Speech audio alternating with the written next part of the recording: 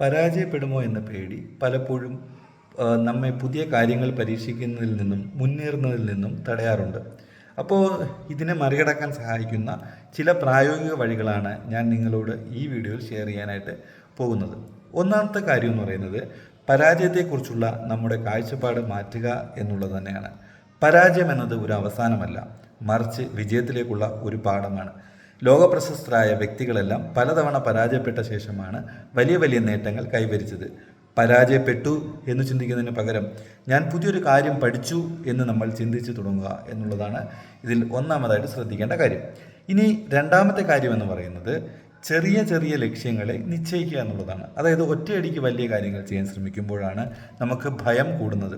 അപ്പോൾ നിങ്ങളുടെ വലിയ ലക്ഷ്യത്തെ നമ്മൾ ഈ ചെറിയ ചെറിയ ഭാഗങ്ങളായിട്ട് തിരിക്കുക. അപ്പോൾ ഓരോ ചെറിയ ഘട്ടം പൂർത്തിയാക്കുമ്പോൾ നമുക്ക് കുറച്ചുകൂടെ ഒരു ആത്മവിശ്വാസം വരികയും അപ്പോൾ നമുക്ക് കുറച്ചും കൂടെ നമ്മൾ സക്സസ്സിലേക്ക് അടുക്കുകയും ചെയ്യും.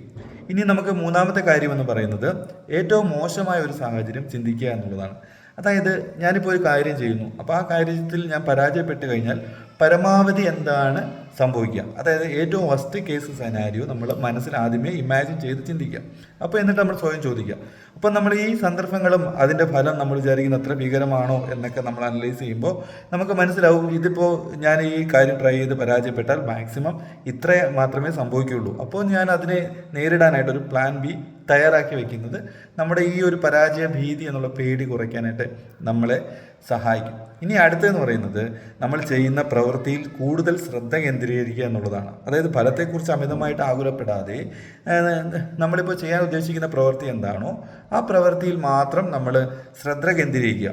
അതായത് വിജയിക്കുമോ തോൽക്കുമോ എന്ന ചിന്തയേക്കാൾ നമുക്ക് ഈ ചെയ്തുകൊണ്ടിരിക്കുന്ന കാര്യം എങ്ങനെ ഭംഗിയായി ചെയ്യാം, എങ്ങനെ നമുക്കതിൽ വിജയിക്കാം എന്നതിനായിരിക്കണം നമ്മൾ മുൻഗണന കൊടുക്കേണ്ടത്.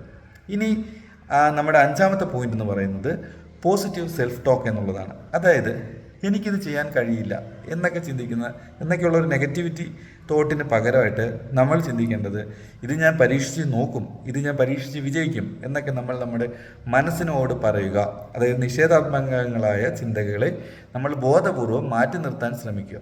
അടുത്തതെന്ന് പറയുന്നത് ആറാമത്തെ പോയിന്റാണ്, ഏറ്റവും പ്രധാനപ്പെട്ട പോയിന്റാണ്. അപ്പം നമ്മൾ എന്തെങ്കിലും ഒരു കാര്യത്തിന് ഇറങ്ങി പുറപ്പെടുമ്പോൾ നമ്മളെ പിന്തിരിപ്പിക്കാനും നെഗറ്റിവിറ്റി പറയാനുമായിട്ട് ഒരുപാട് ആൾക്കാരുണ്ടാവും. അപ്പോൾ മറ്റുള്ളവർ അത് കൂടുതലും നമ്മളുടെ അഭ്യുദയകാംക്ഷികളായിരിക്കത്തില്ല, അത് നമ്മൾ പരാജയപ്പെട്ട് കാണാൻ ആഗ്രഹിക്കുന്ന നമ്മുടെ ശത്രുക്കൾ തന്നെയായിരിക്കും, മിത്രങ്ങളാണ് എന്ന് പറയുന്ന ശത്രുക്കൾ തന്നെയായിരിക്കും.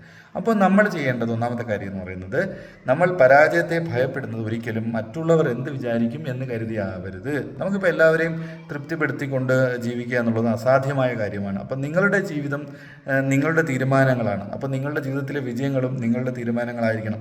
അപ്പോൾ മറ്റുള്ളവൻ്റെ എന്ത് കരുതും എന്നൊക്കെ കരുതിയിട്ട് നമ്മളൊരു കാര്യത്തിൽ നിന്ന് ഒരിക്കലും പിൻവാങ്ങരുത്, നമ്മൾ മുന്നോട്ട് തന്നെ പോവുക എന്നുള്ളതാണ്.